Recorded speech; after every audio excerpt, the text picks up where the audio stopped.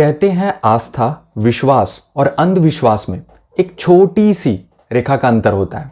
अगर इस अंतर का बोध हमें सही समय पर ना हो तो कब हम आस्था और विश्वास के रास्ते से भटक कर अंधविश्वास के रास्ते पे चले जाएं, इसका इल्म भी नहीं होगा।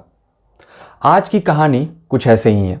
यह कहानी हमें यह बताती है कि किस तरीके से अंधविश्वास के रास्ते पर जाने से आदमी को कितना भयंकर परिणाम से गुजरना पड़ सकता है। यकीन मानिए दोस्तों, आज की कहानी को अंत तक देखिए। आप आश्चर्यचकित हो जाएंगे कि भारत के, माफ कीजिएगा, विश्व के कोने में एक ऐसी स्थान, एक ऐसा जगह भी हो सकता है, यकीन मानिए, जहां पर आप कभी भी जाना नहीं चाहेंगे। जी हां, यह कहानी है एक 26 वर्षीय नौजवान अमेरिकी नागरिक की। उसे एडवेंचर करना बहुत पसंद रहता है। उसके जिंदगी में उसके दो रुचियां रहती हैं। एक, एडवेंचर पर जाना, कैंपिंग करना, यानी खतरे मोल लेना, कुछ खतरनाक डेयरिंग काम करके दिखाना।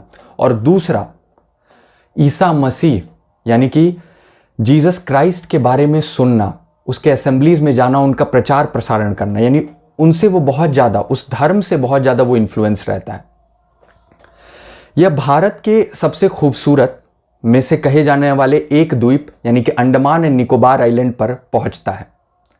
वहां उसे एडवेंचर सूझती है और आमतौर पर हम सब जानते हैं ये द्वीप जो है अपने आप में बहुत खूबसूरत है, जो कि स्कूबा डाइविंग और लोग यहां पे छुट्टियां बिताने के लिए आते हैं। लेकिन इनका उद्देश्य कुछ और ही था, एक ऐसा उद्देश्य जिसको एक आम आदमी कभी सपने में भी नहीं सोच सकता। जी हां, और इसका अंजाम भी अपने आप में ही अजीब ओ गरीब था। ये यहां पर पहुंचते हैं और यहां से अनेक मछुआरों से मिलते हैं। उन्हें एक छोटे से टापू पे जाना रहता है। यह टापू अंडमान निकोबार आइलैंड के पोर्ट ब्लेयर यानी कि उसकी राजधानी पोर्ट ब्लेयर से लगभग 50 किमी दूर था। 50 किलोमीटर अवे था वो द्वीप, वो टापू। लेकिन यहां पे कोई भी मछुआरा उस टापू पे जाने के लिए तैयार नहीं होता। वह टापू अपने आप में भी, मैं बता दूं, सब लोग उसे बहुत ही डरते थे वहां पे जाने से।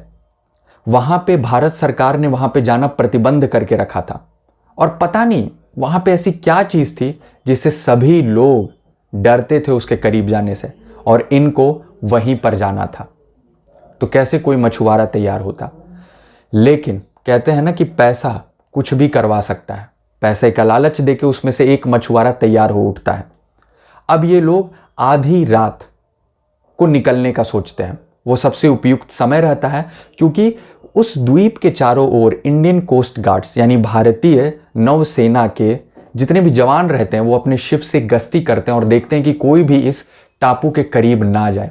तो उनके पेट्रोलिंग से, उनकी गश्ती से बचने के लिए वह दबे पाव 16 नवंबर की आधी रात को, 16 नवंबर सन 2018 को वहां से निकलते हैं उस टापू पर जाने के लिए।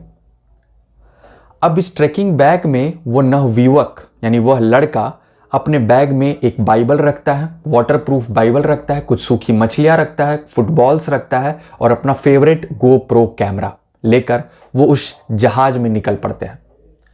जब वो जहाज में जा रहे होते हैं तो वो लड़का एक पत्र लिखता है।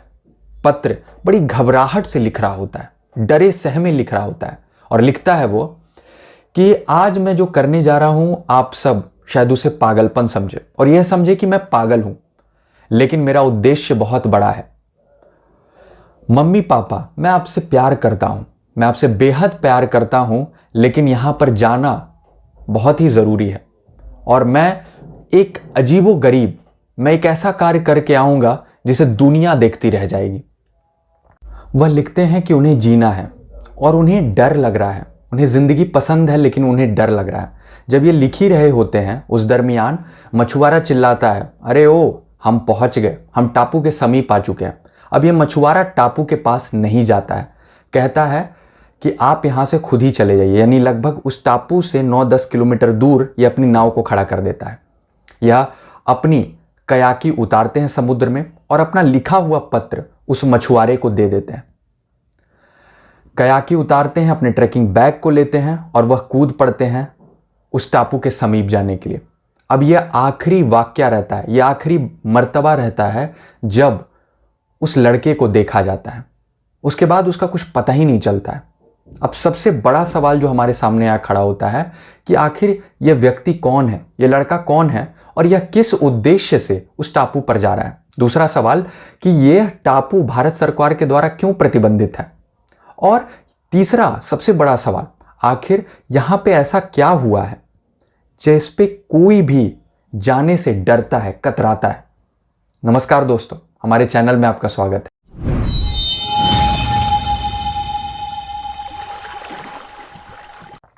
आज इन सारे सवालों का जवाब आपको इस कहानी में मिलने वाला है।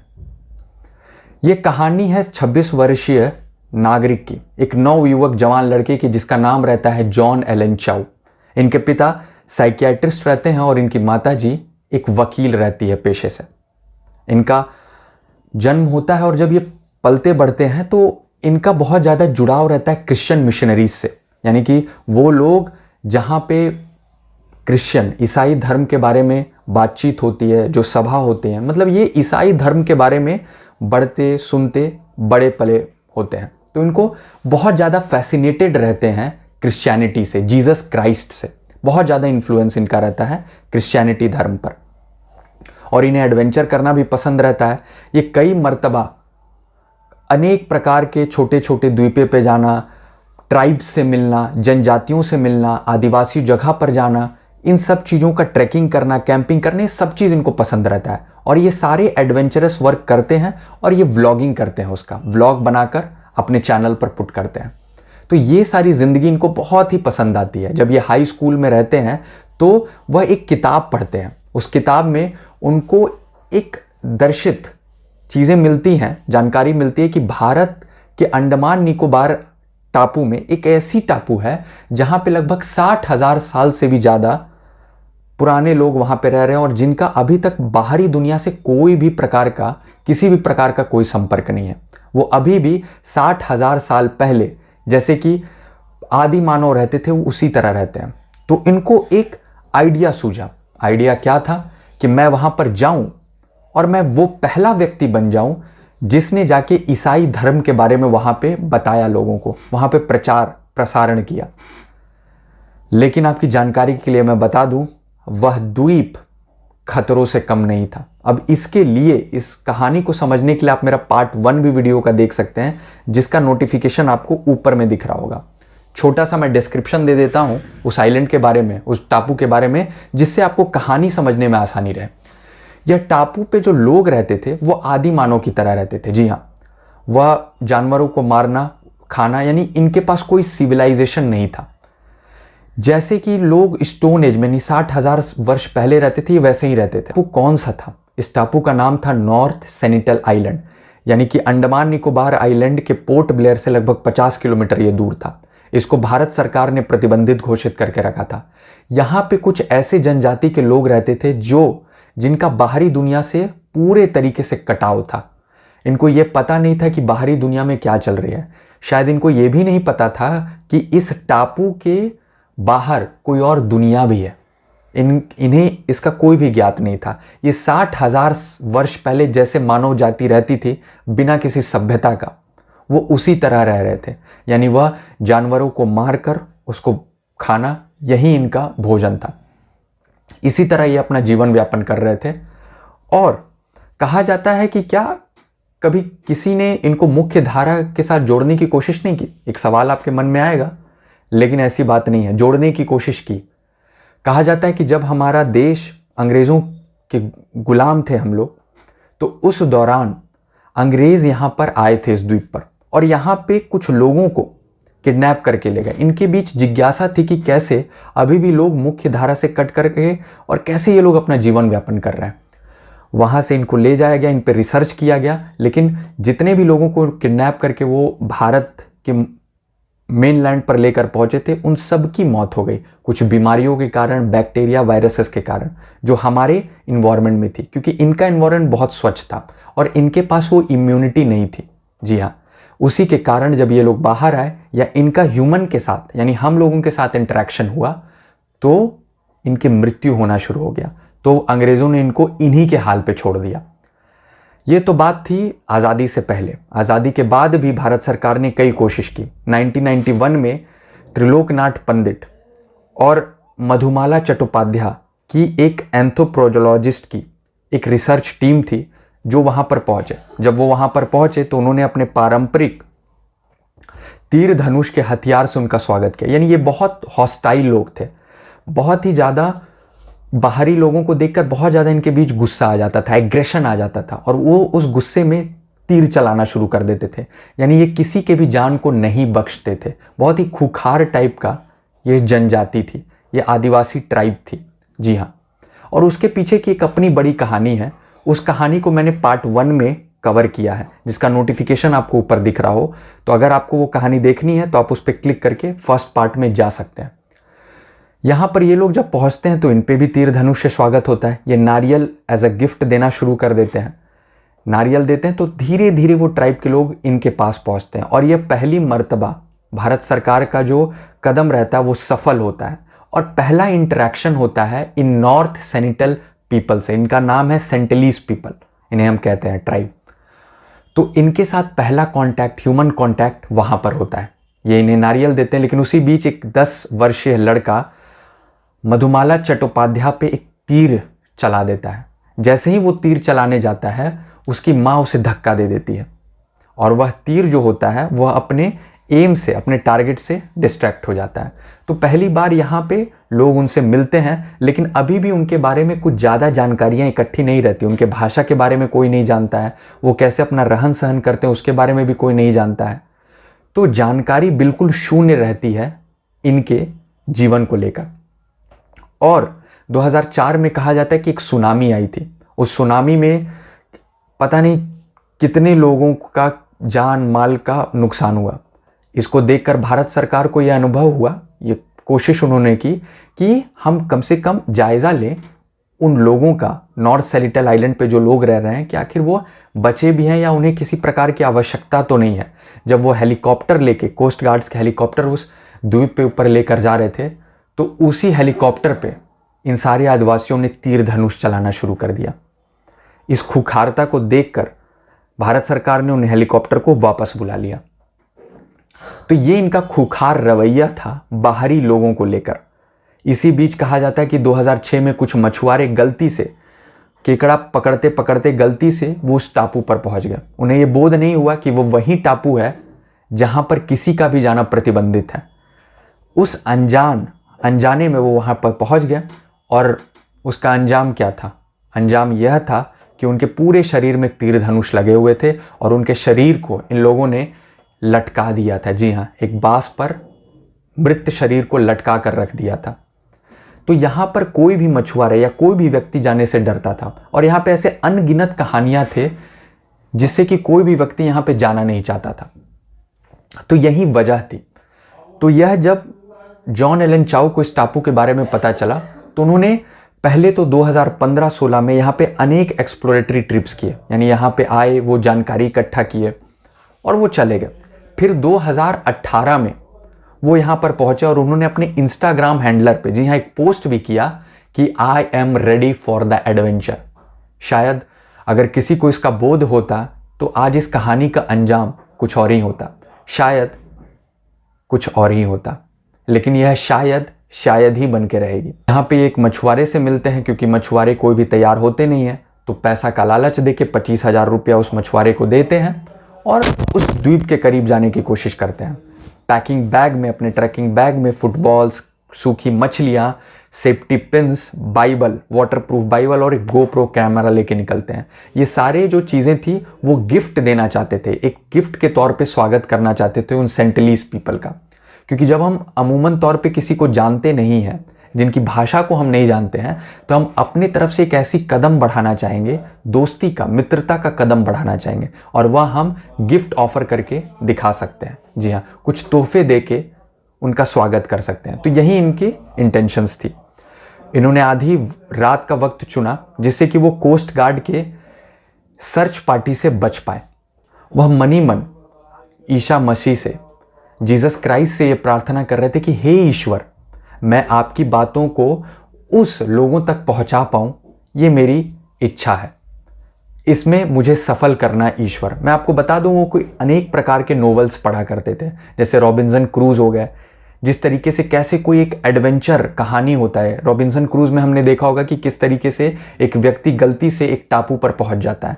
तो कहीं ना कहीं इन कहानियों से ये फैसिनेटेड थे। ईश्वर को प्रार्थना कर रहे थे कि किसी तरीके से ईश्वर हम भारतीय कोस्ट गार्ड के चंगुल से, उनकी निगरानी से बच निकले। और हुआ भी कुछ ऐसा ही।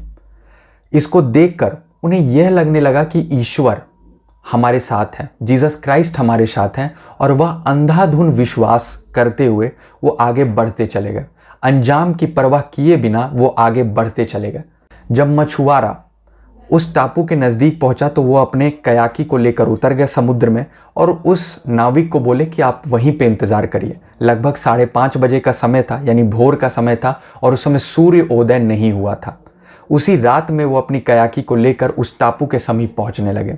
वहाँ पे उन्होंने देखा कि जो सेंटलीस पीपल हैं, जो वहाँ के आदिवासी हैं, वो तेज़ तेज़ आवाज़ में हंस रहे हैं, चिल्ला रहे हैं और अपनी तीर धनुष निकाल लिए हैं। यह देख के वो डर गए थे, लेकिन उन्हें पूरा विश्वास था, ये अंधाधुन विश्वास था, ये अंधविश्वास हो गया था उनके अंदर कि ईसा मसीह उनके साथ है और उनका कोई बाल भी बांका नहीं कर सकता। उस विश्वास के साथ वह आगे बढ़ते हैं, नाव में से अपना कदम बढ़ाते हैं और चिल्लाते हैं, Jesus loves you, my name is John Alan Chow and I have come, I am the messenger of Jesus Christ. यह बातें उन्हें कुछ समझ ही में नहीं आती हैं, जाहिर सी बात है, उनके ये सारी बातें परे रहती हैं, उनको कुछ भी समझ में नहीं आता है। उनमें से एक 10 साल का लड़का अपनी तीर धनुष निकालकर उन पर एक तीर चलाता है। वह तीर सीधे उनके सीने के सामने आती है।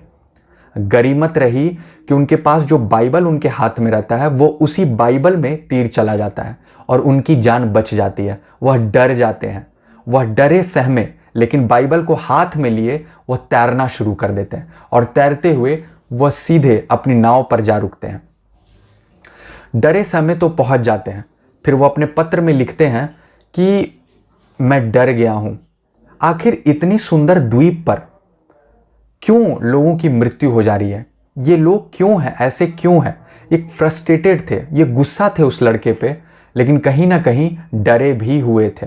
उनकी जान की उनको परवाह थी। और उस पत्र में लिखते हैं कि मॉम डैड, आप मुझे गलत मत समझिएगा, शायद सारे लोग मुझे पागल समझे, मैं आपसे प्रेम करता हूँ, लेकिन मेरा उद्देश्य बहुत बड़ा है। मैं जीसस क्राइस्ट के बारे में इन लोगों को बताने जा रहा हूँ, ईसा मसीह के बारे में मैं इन लोगों को बताने जा रहा हूँ। मैं ये बताने चाह रहा हूँ कि ईसा मसीह आप सबसे प्यार करते हैं, प्रेम करते हैं। यह सारी बातें को लिखकर 17 नवंबर की रात को यह फिर से कोशिश करते हैं उस द्वीप पर जाने के लिए, और यह ठान लेते हैं कि अब मैं वहां पर रह कर ही आऊँगा, उन लोगों को ईसा मसीह के बारे में बता के ही आऊँगा। और उनके ऊपर एक जुनून आ जाता है। हम कहते हैं ना कि होश, जोश में होश नहीं खो बैठना चाहिए। शायद इनके साथ कुछ ऐसा ही हो गया था। जोश में इनका विवेक कहीं ना कहीं कम हो गया था। या फिर उस नाविक को कहते हैं, नाविक मना कर देता है कि आपका वहां जाना खतरे से खाली नहीं होगा, लेकिन इनके दिमाग में ये अडिग रहते हैं कि ईसा मसीह मेरे साथ है। ये फिर से अपने बैग को लेकर और सीधे छलांग मार जाते हैं उस समुद्र में और वहां पर जाते हैं।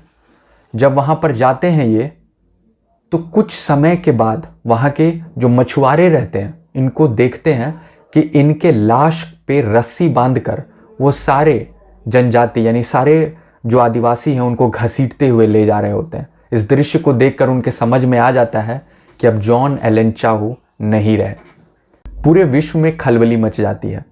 अमेरिका से भारत सरकार के पास यह खबर मिलती है और इंडियन कोस्ट गार्ड के लोग जो हैं वहाँ पर जॉन एलन चाउ के लाश को, यानी कि मृत लाश को रिकवर करने के लिए जाते हैं। लेकिन जब वो वहाँ पर पहुँचते हैं तो देखते हैं वो सारे आदिवासी लोग खड़े हैं तीर धनुष लेकर और उनके हाथ पाँव फूल जाते हैं। जी हाँ, उन सभी सैनिक के, उन सभी लोगों के हाथ पाँव फूल जाते हैं और वो उल्टे पाँव वापस आ जाते हैं। यानी कि अभी भी उनकी लाश जो है, उनका जो शरीर है, उनके परिवार तक नहीं आता है। अब इसकी पुष्टि जो है पूर्ण तरीके से नहीं हो कि आखिर उनके साथ क्या हुआ, लेकिन ये कहानी हमें ये सोचने पे मजबूर करती है कि किस तरीके से यह अंधविश्वास कितना बड़ा भयानक रूप ले सकता है। उनका परिवार ये इल्ज़ाम लगाता है ईसाई मिशनरीज पे कि उन्होंने उनके बेटे के दिमाग को पूरे तरीके से ब्रेन वॉश कर दिया, क्योंकि उनको यह विश्वास होने लगा कि ईसा मसीह उनके साथ है और ईसा मसीह ने उनको इसी मकसद के साथ इस पृथ्वी पर भेजा है कि उन्हें उन लोगों तक उनके बारे में, उनके धर्म के बारे में, उनकी कहानी के बारे में पहुंचाना है, उन लोगों तक पहुंचाना है। लेकिन यहाँ पे सोचने वाली बात ये थी, अगर वो अपने विवेक का इस्तेमाल करते तो उन्हें ये समझ में आता कि ये जनजाति लोग अपनी इच्छा से, अपनी स्वेच्छा से 60,000 साल से भी ज़्यादा समय से वह उस टापू पे रह रहे हैं और उन्हें किसी भी प्रकार की, किसी भी ईश्वर की ज़रूरत नहीं है। वह अपने जीवन में खुश है, तभी वह बाहरी दुनिया से किसी भी प्रकार का संपर्क नहीं करना चाह रहे हैं, ना ही वो उस टापू को छोड़ कर जाना चाह रहे हैं। तो शायद यह समझ दिखाई होती तो शायद आज वो हमारे बीच होते। वह बहुत ही दिलेर व्यक्ति थे, लेकिन हम कहते हैं ना कि जोश में होश नहीं खो बैठना चाहिए। दिलेरी में कुछ ऐसी कार्य नहीं करना चाहिए जो कि नासमझी बन जाए, और वह नासमझी, वह अंधविश्वास आप ही के जीवन पर भारी पड़ जाए। यहाँ पे कुछ ऐसा ही हुआ।